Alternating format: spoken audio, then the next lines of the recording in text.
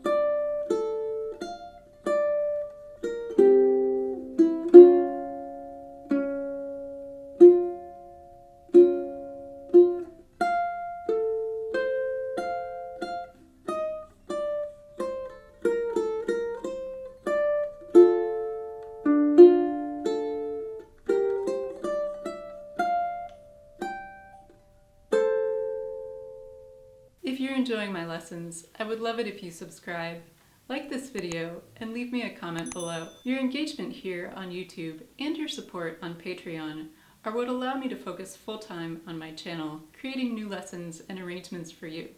So if you're interested in song sheets or tabs, then head on over to my Patreon page where you'll find the PDFs. The link is down below in the video description. Next, we're moving into our tutorial, and remember that you can follow along with high or low G tuning, as we're not using our fourth string in this arrangement.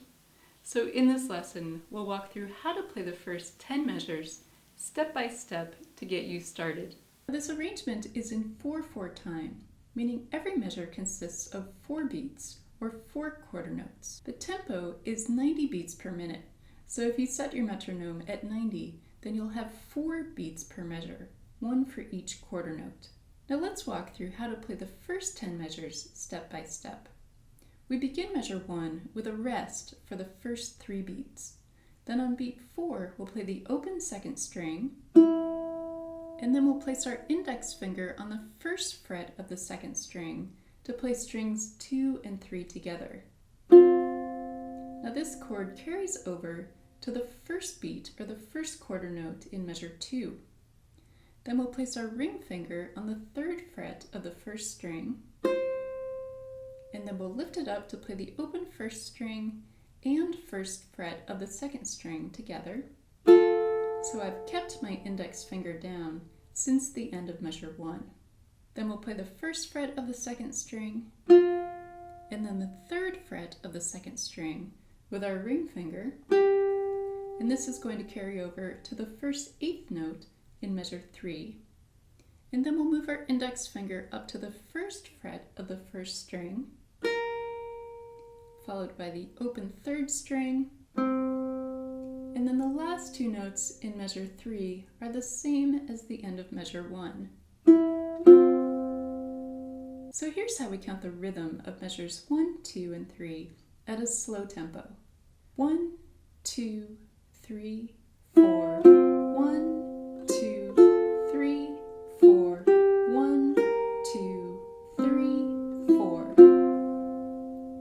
Now the chord at the end of measure 3 carries over over to the first beat in measure 4, and measure 4 is played the same way as measure 2 until we get to the final note. Here we end on the 3rd fret of the 1st string, and this note is going to carry over into the first 2 beats of measure 5. Then we'll move our index finger to the 3rd fret of the 1st string, and that allows us to reach our pinky up to the 8th fret, and then we go to the 5th fret.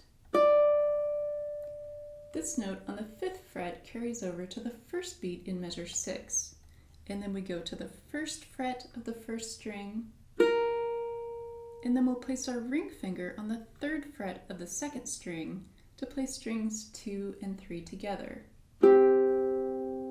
Then we go to the 3rd fret of the 1st string, and we'll place our index finger on the 1st fret of the 2nd string, lifting up our ring finger to play strings 1 and 2 together at the end of measure 6.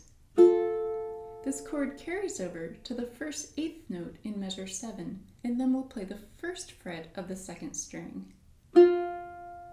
At the end of measure 7, we'll go back to the 3rd fret of the 1st string with our index finger, then up to the 8th fret, then to the 5th fret, and measure 8 starts off the same way as measure 6, with our index finger on the 1st fret of the 1st string, and then our ring finger on the 3rd fret of the 2nd string to play strings 2 and 3 together, and then the end of measure 8 is the same as measure 1, with the open 2nd string, and then 1st fret of the 2nd string plus the open 3rd string.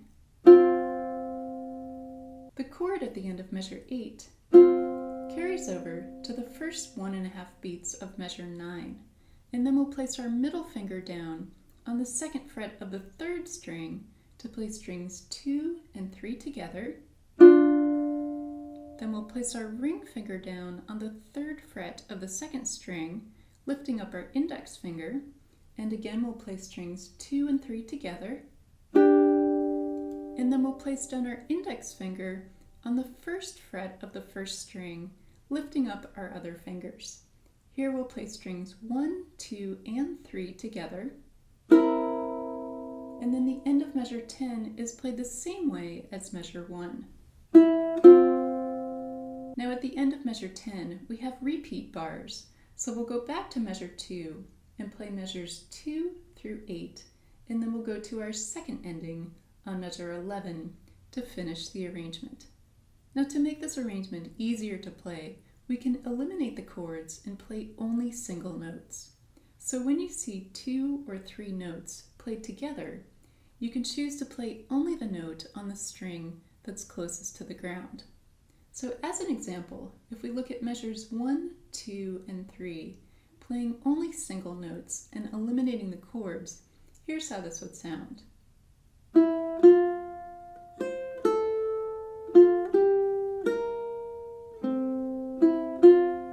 Now let's take a look at the 3 most difficult chords in this arrangement and easier options. The first of these chords is F7, and we come across this in measures 11 and 15. Here we have our index finger on the 1st fret of the 2nd string, and our middle and ring fingers on the 3rd fret of strings 3 and 1. Now for an easier option here, you can play only the 3rd fret of the 1st string as a single note. The next challenging chord shape is in measure 33 on our F chord. Here we're going to play strings 1, 3, 2, and 1 on frets 8, 9, 8, and 8. Now I'm going to give you 3 different chord shape options here so you can experiment with them and decide what's most comfortable for you. The first option is to have our middle finger on the 1st string, index finger on the 2nd string, and ring finger on the 3rd string. The second option is to switch our index and middle fingers. So here we have our index finger on the 1st string, middle finger on the 2nd string, and ring finger on the 3rd string.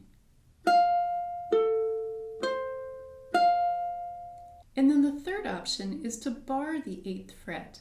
Now you can bar all 4 strings, or just 3, or just the first 2. And then we'll use either our middle or ring finger on the 9th fret of the 3rd string. So try each of these shapes and see what's most comfortable to you to play measure 33. Now the last chord that I want to highlight is the final chord in this arrangement. Here I have my pinky on the 12th fret of the 1st string, my index finger on the 8th fret of the 2nd string, and my middle finger on the 9th fret of the 3rd string. Now for easier options here, you can play only the 1st and 2nd strings, or just the 1st string as a single note. For more of my fingerstyle arrangements, see this playlist here. Have fun practicing, and thanks for watching.